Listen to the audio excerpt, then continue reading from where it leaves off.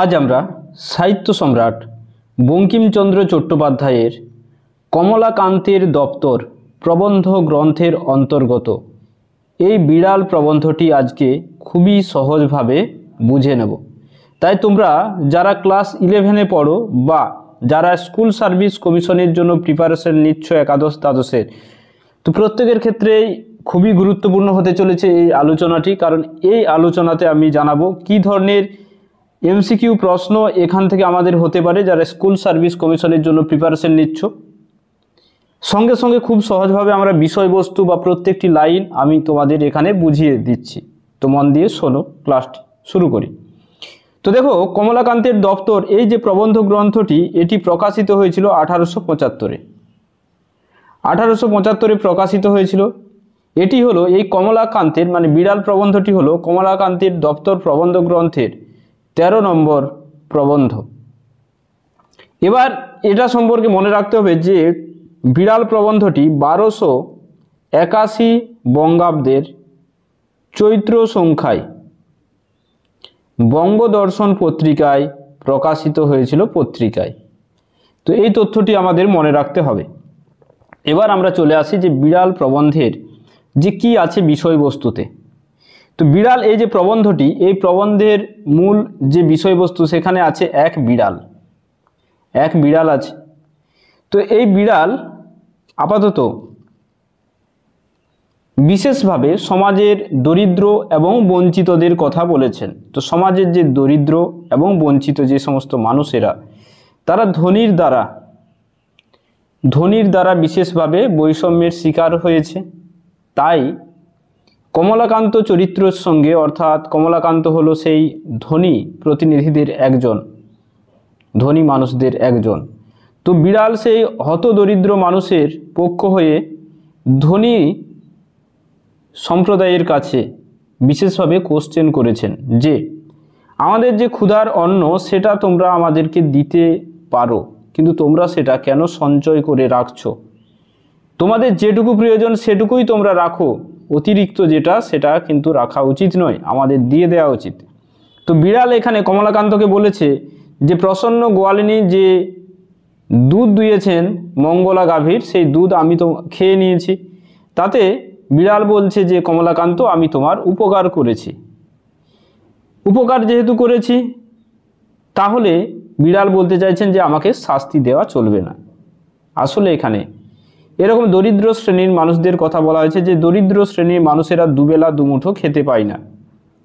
তাই যাদের অনেক আছে তাদের যদি কোনো কারণে চুরি করে তারা খেয়ে নেয়, তাদের চোর বলে মারা চলবে না বা কোনো মতেই শাস্তি দেওয়া চলবে না। আসলে এটাই বোঝাতে চেয়েছেন বিড়াল। ঠিক আছে, তাহলে চলো আমরা শুরু করি প্রবন্ধটি।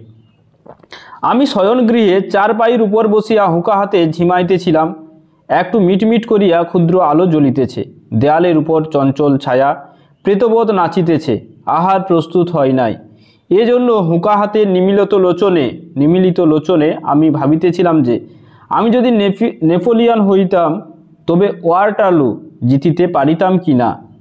এমতো সময়ে একটু ক্ষুদ্র শব্দ হইল মেয়াও। দেখো যে তাহলে কমলাকান্ত এই গল্পের কথক। কমলাকান্ত শয়নগৃহে চারপাই অর্থাৎ কোনো তক্তপোষ হতে পারে বা পালঙ্ক হতে পারে, তার উপরে শুয়ে আছেন। হুঁকো হাতে আছে, তাহলে হুঁকো টানছেন, হুঁকো খাচ্ছেন। তাতে কি হবে? নেশায় আচ্ছন্ন হয়ে গেছে, তাই ঝিমোচ্ছেন নেশায়। তাহলে সেই সঙ্গে সঙ্গে নেশার ঘরে কি করছেন? একটু মিটমিট করে সেখানে দেখতে পাচ্ছি যে সেই মানে কক্ষে আলো জ্বলছে রুমে। তাহলে দেয়ালের উপর একটা ছায়া প্রেতবোধ নাচিতেছে, সেই আলোটির ছায়াটা কার? আলোটির। তাহলে আহার কি হয়েছে? এখনো তৈরি হয়নি খাবার, যে রাত্রির আহার। তাই এজন্য হুঁকা হাতে নিমিলিত লোচনে অর্থাৎ চোখ বন্ধ করে ভাবছেন।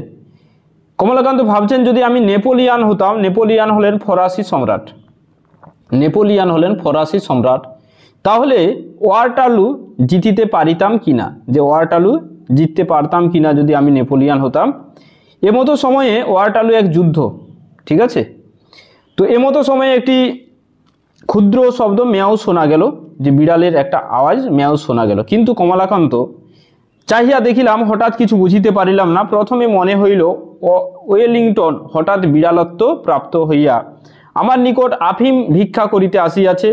প্রথম উদ্যমে পাষাণবোধ কঠিন হইয়া বলিব মনে করিলাম যে ডিউক মহাশয়কে ইতিপূর্বে যথোচিত পুরস্কার দেওয়া গিয়াছে, এক্ষণে আর অতিরিক্ত পুরস্কার দেওয়া যাইতে পারে না। বিশেষ অপরিমিত লোভ ভালো নহে। ডিউক বলিল মেও। তাহলে যেহেতু হুঁকো টানছেন, নেশায় আচ্ছন্ন হয়ে আছেন, তাই মেও যে ডাকটা বিড়ালে ডাকলো না, সে যে ওয়াটারলু যুদ্ধের কথা তিনি ভাবছেন, সে ওয়াটারলু যুদ্ধে জয় লাভ করেছিলেন, মনে রাখবে, ডিউক অফ ওয়েলিংটন। তো সেই ওয়েলিংটন মনে করছেন যেন ডাকছেন। তাহলে মনে করছেন যেন সেই ওয়েলিংটন যেন বিড়াল হয়ে তার কাছে আফিম ভিক্ষা করতে এসেছে। তাই প্রথমে কঠিন হলেন, কিন্তু দেখলেন যে ডিউক মশাই তো যুদ্ধ জয় করে ইতিমধ্যে পুরস্কার পেয়েছেন, তাই তিনি রেগে গিয়েছিলেন। তাহলে আর অতিরিক্ত পুরস্কার দেওয়া যাইতে পারে না। বলছেন যে অপরিমিত মানে অত্যাধিক লোভ ভালো নয়। ডিউক বলিল মেও। তাহলে এখানে দেখো বিড়াল এখানে এসেছে, আসলে দুধ খেতে এসেছে। তো এটা যেহেতু ওয়াটারলু যুদ্ধের কথা তিনি ভাবছেন, ঠিক আছে, ঘুমে ঘুমে, তাই ভাবছেন যে ডিউক যেন এসে তার কাছে পুরস্কার চাইছেন। তখন চক্ষু চাইয়া ভালো করিয়া দেখিলাম যে ওয়েলিংটন নহে, একটি ক্ষুদ্র মার্জার মানে বিড়াল। প্রসন্ন আমার জন্য যে দুগ্ধ রাখিয়া গিয়াছিল তাহা নিঃশেষ করিয়া উদরসাৎ করিয়াছে। আমি তখন ওয়াটারলুর মাঠে ব্যূহ রচনায় ব্যস্ত, অত দেখি নাই। তাহলে এখানে প্রসন্ন গোয়ালিনীর কথা আছে। প্রসন্ন গোয়ালিনী কি করেছিলেন, যে কমলাকান্তের জন্য কমলাকান্তের গায়ের দুধ দুয়ে রেখে গিয়েছিলেন, কমলাকান্ত যেন খায় রাত্রে, কিন্তু নিঃশেষ করে দিয়েছে সেই বিড়াল। তাহলে কমলাকান্ত বলছেন আমি তখন ওয়াটারলুর যে যুদ্ধের শয্যা, সে আবহ আমি রচনায় ব্যস্ত ছিলাম, তাই দেখিনি। এক্ষণে মার্জার সুন্দরী নির্জল দুগ্ধপানে পরিতৃপ্ত হইয়া আপন মনের সুখ এ জগতে প্রকটিত করিবার অভিপ্রায়ে অতি মধুস্বরে বলিতেছেন মেও। তাহলে মার্জার সুন্দরী বিড়ালিনী, সে দুগ্ধ পান করেছে নির্জল, সেখানে জল নেই, পুরো পিওর দুধ, সেটাকে পান করে আপন মনের সুখে কি করছে, সে আনন্দ প্রকাশ করছে, তাই মেও মেও করছে। বলিতে পারি না বুঝি তাহার ভিতর একটু ব্যঙ্গ ছিল। বুঝি মার্জার মনে মনে হাসি আমার পানে চাহিয়া ভাবিতেছিল, কেহ মরে বিল ছেঁচে কেহ খায় খই। অর্থাৎ যার আছে সে কি করেন, এই প্রবাদটির অর্থ তোমাদের লিখে নেওয়া প্রয়োজন। অর্থাৎ কেউ অত্যাধিক কষ্ট করে কিন্তু তার ফলটা অন্য কেউ ভোগ করে। যেমন যারা শ্রমজীবী মানুষ, তারা শ্রম দান করেছে, করে নিয়ে ধরো একটা বিশেষভাবে কারখানায় প্রচুর পণ্য তৈরি করে দিল, তাহলে সেই মালিক শ্রেণী মানুষ কি করে, সেটা থেকে অনেক রোজগার করে। তাই বলেছেন কেহ মরে বিল ছেঁচে কেহ খায় খই, অর্থাৎ যে পরিশ্রম করে সে মূল্য পায় না। বুঝি সে মেও শব্দে একটু মন বুঝিবার অভিপ্রায় ছিল। বুঝি বিড়ালের মনের ভাব, তোমার দুধ খাইয়া বসিয়া আছি, এখন বলো কি। তো বিড়াল যেন বলতে চাইছেন যে তোমার দুধ খেয়ে নিয়েছি, তাহলে এখন কি বলতে চাইছো বলো। বলি কি, আমি তো ঠিক করিতে পারিলাম না, দুধ আমার বাপেরও নয়, দুধ মঙ্গলার, দুই আছে প্রসন্ন, অতএব সে দুগ্ধে আমারও যে অধিকার বিড়ালেরও তাই, সুতরাং রাগ করিতে পারি না। এটা মনে করছেন কমলাকান্ত, যে দুধ তো আমার বাবার নয়, দুধ মঙ্গলা গাভীর কমলাকান্তের, আর দুইছে দহন করেছে প্রসন্ন গোয়ালিনী, তাহলে সেখানে আমার যেমন অধিকার বিড়ালেরও তাই, তাই রাগ করিতে পারি না। তবে চিরাগত একটি প্রথা আছে, বিড়াল দুধ খাইয়া গেলে তাহাকে তাড়াইয়া মারিতে যাইতে হয়। আমি যে সেই চিরাগত প্রথার অবমাননা করিয়া মনুষ্যকুলে কুলাঙ্গার স্বরূপ পরিচিত হইব, ইহাও বাঞ্ছনীয় নয়। কি জানি এই মার্জারি যদি স্বজাতি মণ্ডলে কমলাকান্তকে কাপুরুষ বলিয়া উপহাস করে। তাই বলেছেন যে বিড়াল দুধ খেয়ে গেলে সাধারণত চিরাচরিত যে প্রথা, বিড়ালকে লাঠি নিয়ে তাড়াতে হয় বা মারতে হয়, তাড়ানোর জন্য ছুটে যেতে হয়। কিন্তু যদি আমি এই প্রথার অবমাননা করি, কমলাকান্ত বলছেন, তাহলে আমি কুলাঙ্গার হব, আমি আমার বংশের কুলাঙ্গার হব। তাই এটা আমার বাঞ্ছনীয় নেই যে চুপচাপ থাকা, তাই আমাকেও কি করতে হবে, বিড়ালকে তাড়াতে যেতে হবে। অতএব পুরুষের আচরণ করাই বিধেয়, যে পুরুষের যেমন আচরণ, সে আচরণ অর্থাৎ তাকে তাড়াতে হবে। ইহা স্থির করিয়া সকাতর চিত্তে হস্ত হইতে হুঁকা নামাইয়া অনেক অনুসন্ধানে একটা ভগ্ন যষ্টি মানে লাঠি বা ছড়ি আবিষ্কৃত করিয়া সগর্বে মার্জারির প্রতি ধাবমান হইলাম। মার্জারি কমলাকান্তকে চিনিত, সে যষ্টি দেখিয়া বিশেষ ভীত হওয়ার কোনো লক্ষণ প্রকাশ করিল না। কমলাকান্তকে যেহেতু চিনিত তাই কোনো ভয় পাচ্ছে না, কেবল আমার মুখপানে চাহিয়া হাই তুলিয়া একটু সরিয়া বলিল মেও। প্রশ্ন বুঝিতে পারিয়া যষ্টি ত্যাগ করিয়া পুনরপি শয্যায় আসিয়া হুঁকা লইলাম। তখন দিব্যকর্ণ প্রাপ্ত হইয়া মার্জারের বক্তব্য সকল বুঝিতে পারিলাম। বুঝিলাম যে বিড়াল বলিতেছে মারপিট কেন। স্থির হইয়া হুঁকা হাতে করিয়া একটু বিচার করিয়া দেখো দেখি। তো বলেছেন বিড়াল যে তুমি যেন কমলাকান্ত দিব্যকর্ণ মানে দৈব প্রদত্ত যেন কর্ণ প্রাপ্ত হলেন এবং বিড়ালের কথা যেন তিনি এবার অনুধাবন করতে পারছেন। তাই বিড়াল বলছেন আরে মারপিট কেন করছো, স্থির হও, ভাবো তো, হুঁকা হাতে করিয়া একটু বিচার করো। এ সংসারে ক্ষীর সর দুগ্ধ দধি মৎস্য মাংস সকলেই তোমরা খাইবে, আমরা কিছু পাইব না কেন? তাহলে সমাজের দরিদ্র শ্রেণীর পক্ষ থেকে ধনী শ্রেণীর পক্ষকে এই কোশ্চেনটা করা হয়েছে। তোমরা মনুষ্য আমরা বিড়াল, প্রভেদ কি? মানে তোমরা ধনী আমরা গরিব, এতে প্রভেদ কি? তো এখানে বিড়ালের প্রসঙ্গ এনে বঙ্কিমচন্দ্র বোঝাতে চেয়েছেন। দেখো বিশেষভাবে তুমিও প্রাণী আমিও প্রাণী, তোমাদের খুদ বিপাশা আছে আমাদের কি নেই? বিড়াল বলছে তোমরা খাও আমাদের আপত্তি নাই, কিন্তু আমরা খাইলে তোমরা কেন শাস্ত্রানুসারে ঠেঙ্গা লাঠি দিয়া লইয়া মারিতে আইসো? তাহা আমি বহু অনুসন্ধানে পাইলাম না। তোমরা আমার কাছে কিছু উপদেশ গ্রহণ করো, বিজ্ঞ চতুষ্পদের কাছে শিক্ষালাভ ব্যতীত তোমাদের জ্ঞানোন্নতির উপায়ান্তর দেখি না। কি বলেছেন দেখো, যে তোমরা আমার কাছে কিছু উপদেশ নাও। বিড়াল বলছে যে বিজ্ঞ চতুষ্পদের কাছে শিক্ষালাভ ব্যতীত, মানে বিড়াল বলছে যে আমি চতুষ্পদ প্রাণী, তো আমার কাছে তোমাদের শিক্ষা লাভ করা উচিত, তাছাড়া কিন্তু তোমাদের কোনোভাবেই জ্ঞানের উন্নতির পথ দেখছি না।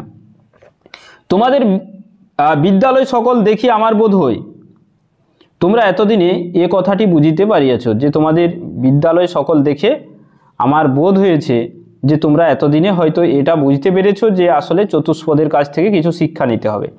দেখো শয্যাশায়ী মনুষ্য ধর্ম কি? পরোপকারে পরম ধর্ম।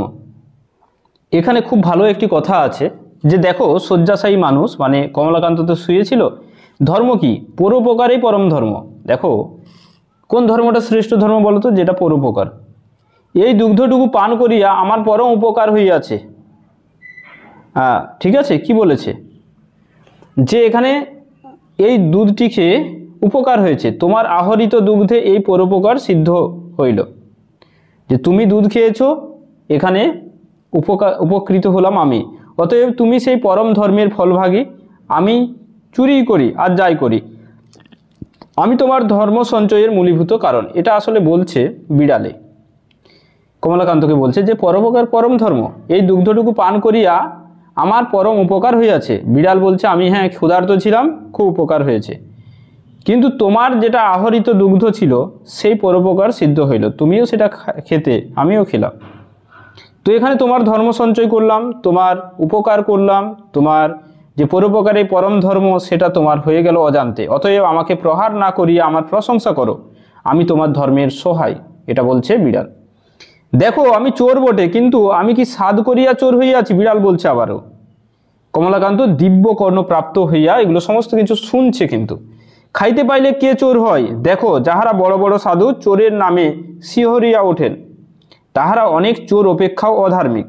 তাহাদের চুরি করিবার প্রয়োজন নাই বলিয়াই চুরি করেন না, কিন্তু তাহাদের প্রয়োজনাতীত ধন থাকিতেও চোরের প্রতি যে মুখ তুলিয়া চাহেন না, ইহাতেই চোরে চুরি করে।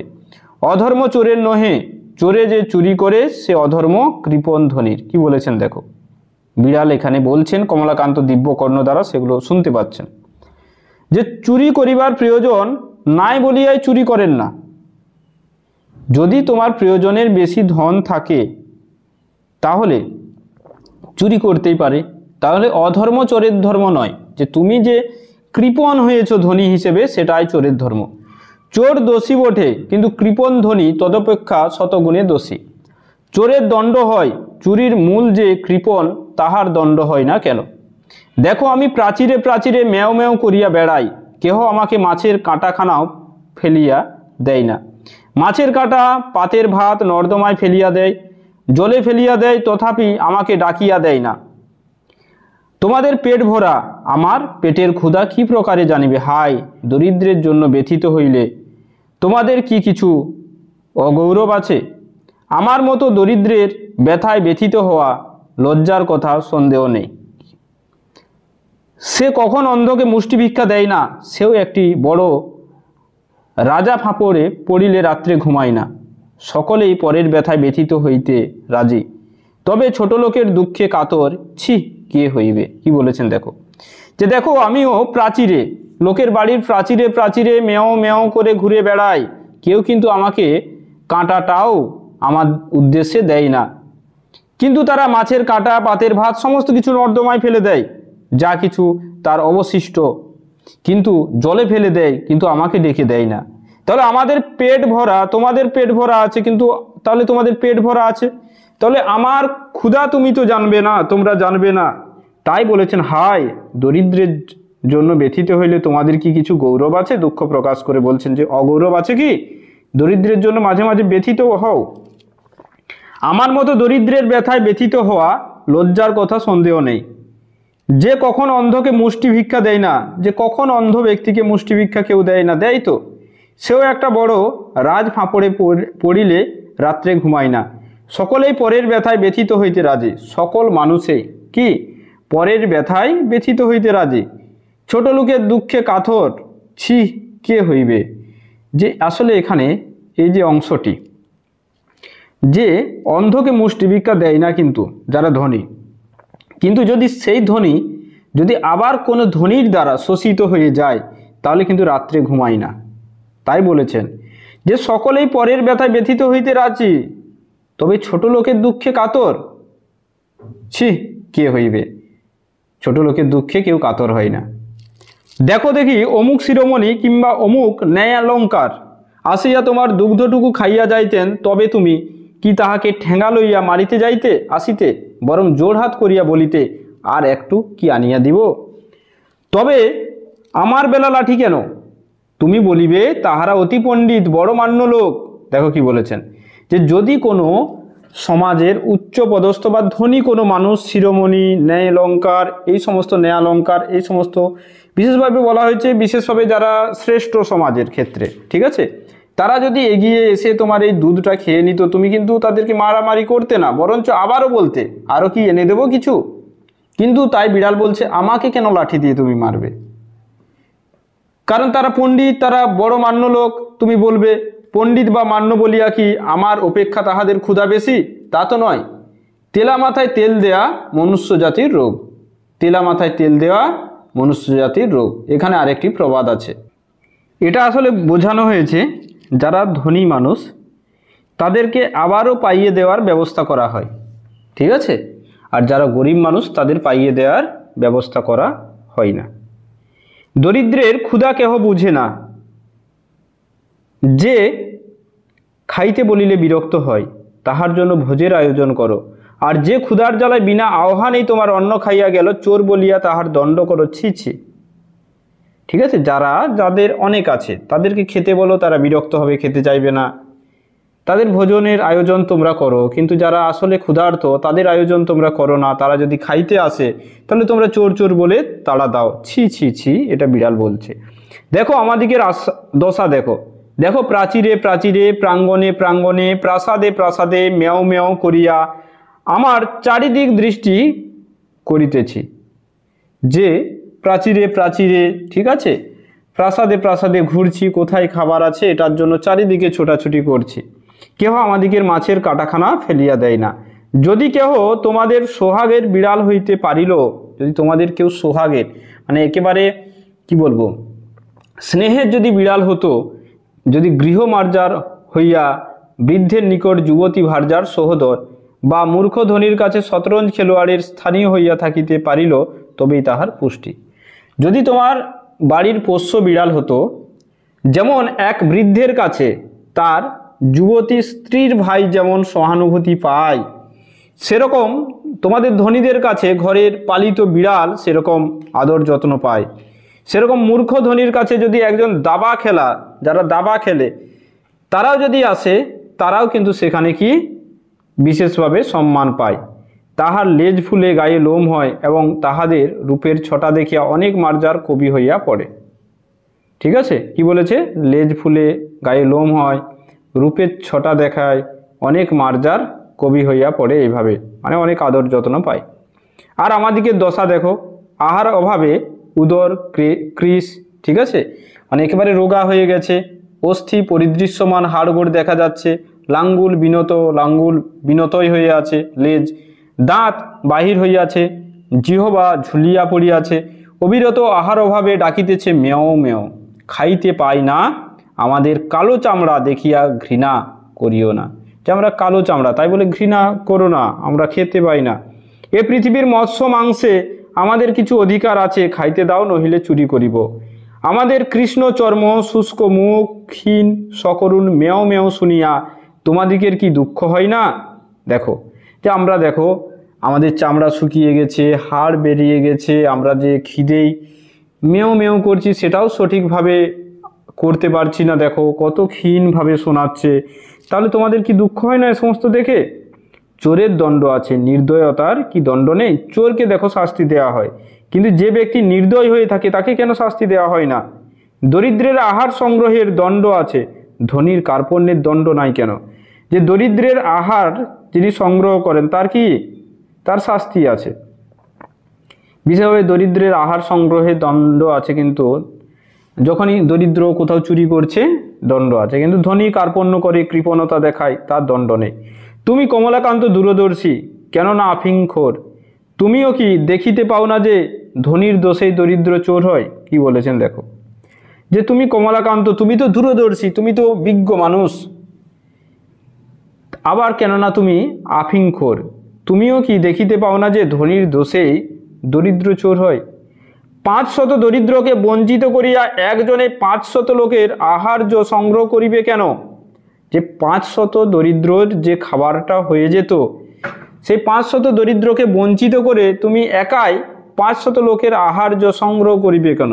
মানে 500 লোকের আহার যে আহারে হতো, সেই খাদ্যশস্য তুমি একাই কেন সঞ্চিত করে রাখবে, বা সেই অর্থটা যদি করিল, তবে সে খাইয়া তাহার যাহা বইয়া পড়ে তাহা দরিদ্রকে দিবে না কেন?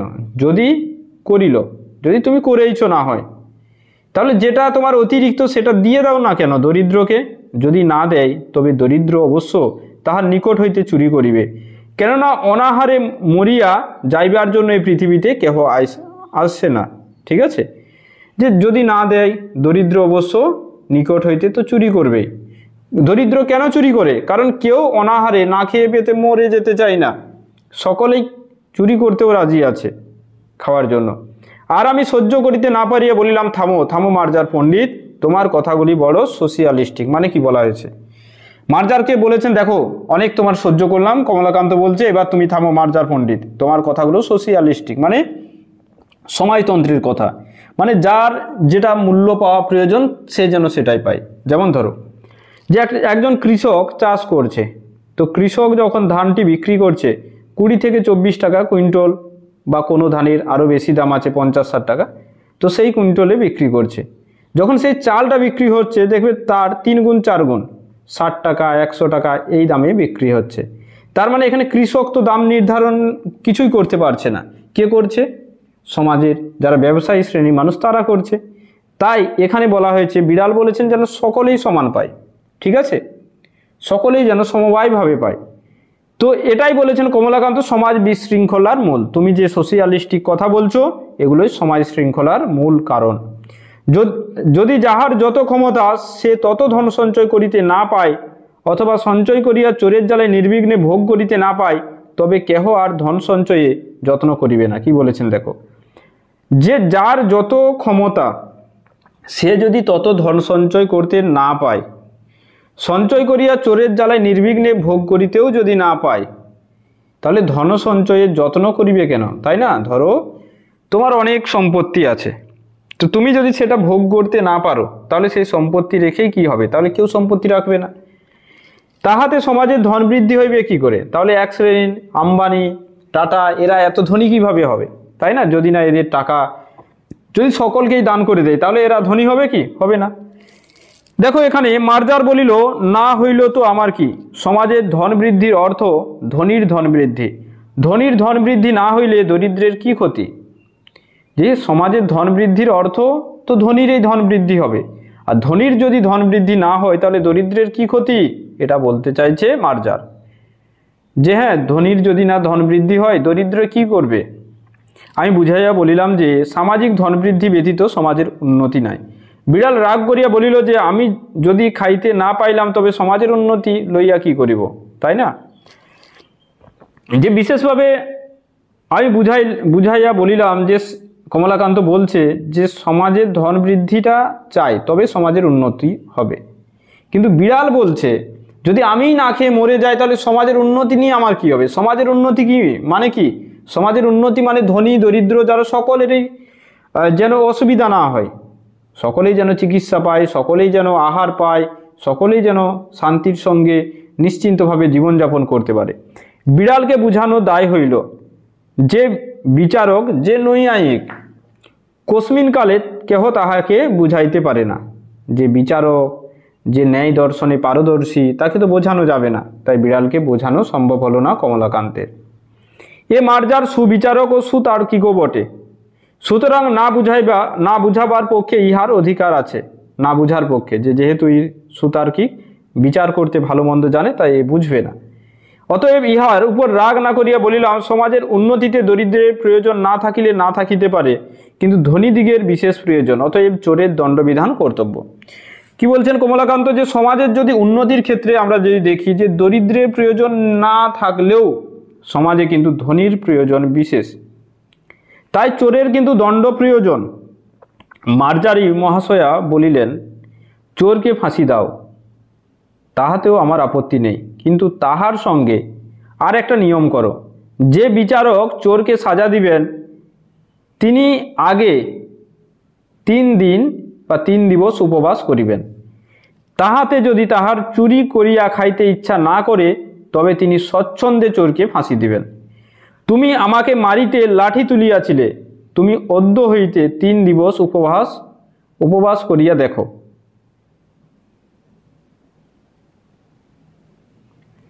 যে দেখো বলেছেন কি, যে হ্যাঁ চোরকে ফাঁসি দাও, এতে কোনো আপত্তি নেই, কিন্তু চোরকে ফাঁসি দেওয়ার জন্য বিচারককে 3 দিবস না খেয়ে থাকতে হবে। সে যদি থাকতে পারে তাহলে পারবে শাস্তি দিতে। দেখো তুমি ইতিমধ্যে যদি তোমাকে এইভাবে 3 দিন না খাইয়ে রাখা হয় তুমি নসিরাম বাবুর ভান্ডার ঘরে ধরা পড়বে, ঠিক আছে। তবে আমাকে ঠেঙ্গাইয়া মারিও, আমি আপত্তি করিব না। যদি তুমি ধরা না পড়ো, যে সেই বিচারককেও যদি 3 দিন না খাইয়ে রাখো, তাকেও দেখবে নসিরাম বাবুর মানে কোনো এক ভালো পরিবারের গৃহস্থের রান্নাঘরে তুমি তাকে দেখতে পাবে। বিজ্ঞ লোকের মতো এই যে এখানে বিচারে পরাস্ত হইবে, তখন গম্ভীরভাবে উপদেশ প্রদান করিবে। আমি এই প্রথানুসারে মার্জারকে বলিলাম যে কমলাকান্ত বলছেন এ সকল অতি নীতিবিরুদ্ধ কথা, ইহার আন্দোলনেও পাপ আছে। তুমি এ সকল দুশ্চিন্তা পরিত্যাগ করিয়া ধর্মাচরণে মন দাও। তুমি যদি চাহো তবে পাঠার্থে তোমাকে আমি নিউম্যান ও পার্করের গ্রন্থ দিতে পারি। যে দেখো তুমি অনেক কথাই বলছো, তো আপাতত তোমাকে এই সমস্ত বোঝানোর জন্য নিউম্যান এবং পার্কার এদের গ্রন্থ আমি তোমাকে দিতে পারি। তো এখানে দেখো নিউম্যান, এই নিউম্যানের যদি প্রকৃত নাম দেখি জন ভন নিউম্যান। তো ইনি হলেন, মনে রাখবে, আমেরিকান গণিতবিদ। এবার পার্কর আছেন, এই পার্করের যদি নাম দেখো ডোরোথি পার্কর। এই ডোরোথি পার্করকে ডোরোথি পার্কর হলেন আমেরিকান এক কবি। তো এই দুজনের বলছে যে গ্রন্থ দিতে পারি কমলাকান্ত। আর কমলাকান্তের দপ্তর পড়িলেও কিছু উপকার হইতে পারে, আর কিছু হোক বা না হোক আফিংয়ের মহিমা বুঝিতে পারিবে। যে আফিম খেলে এই সমস্ত তোমার চিন্তা ভাবনা আসবে না। এক্ষণে স্বস্থানে গমন করো, প্রসন্নকাল কিছু ছানা দেবে বলিয়াছে। বিড়ালকে বলছে তুমি চলে যাও তোমার জায়গায়, প্রসন্নকালকে ছানা দেবে দুধের। জলযোগের সময় আসিও, উভয়ে ভাগ করিয়া খাবো। যে উভয়ে খাবো মানে বিড়ালকে যেহেতু দেখছেন যে পণ্ডিত তাই বলছেন। অদ্য আর কাহারও হাঁড়ি খাইও না, বরং ক্ষুধায় যদি নিতান্ত অধীরা হও তবে পুনর্বার আসিও, এক সরিষা ভোর আফিং দেব। সরিষা ভোর মানে এখানে মনে রাখবে যে সরিষার সমান ক্ষুদ্র কিছুটা অংশ আফিং দেব, সে আফিং খাবে, খেলেই তুমি অন্তত এই সমস্ত ভুলভাল চিন্তা হবে না, চুরি করবে না। মার্জার বলিল, আফিংয়ের বিশেষ প্রয়োজন নাই, তবে হাঁড়ি খাওয়ার কথা ক্ষুধা অনুসারে বিবেচনা করা, তাই না? চুরি করব না করব, বিড়াল বলছেন অন্য কারো গৃহস্থের বাড়িতে গিয়ে খাবো কি খাবো না সেটা আমার খিদের উপর নির্ভর করছে। মার্জার বিদায় লইল।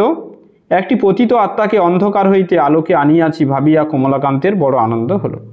পতিত আত্মা মানে যে আত্মা বিশেষভাবে অসৎ পথে চলছিল, সেই আত্মাকে আলোর দিকে নিয়ে এসছে, অর্থাৎ সৎ বুদ্ধি যেন দিতে পেরেছে, সেটা ভেবে কমলাকান্ত কিন্তু বড় আনন্দ পেল। কিন্তু আসলে বিড়াল এই সমস্ত কিছুই ভাবেননি বা এই সমস্ত কিছুই বিড়াল বোঝেননি, কারণ বিড়াল তার বক্তব্য রেখে গেছেন, কিন্তু কমলাকান্ত ভাবলেন যে আমি তাকে বুঝিয়েছি চুরি করবে না। তো আসলে সে বলে গেছে বিড়াল যে আমার যদি খিদে পায় আমি চুরি করব। তাহলে এটা শ্রী কমলাকান্ত চক্রবর্তী এই নামে বঙ্কিমচন্দ্র চট্টোপাধ্যায় লিখেছিলেন। যাই হোক, এই হলো তোমাদের বিড়াল প্রবন্ধের আলোচনা। তো আলোচনাটি কেমন লেগেছে একবার প্রত্যেকেই জানাবে।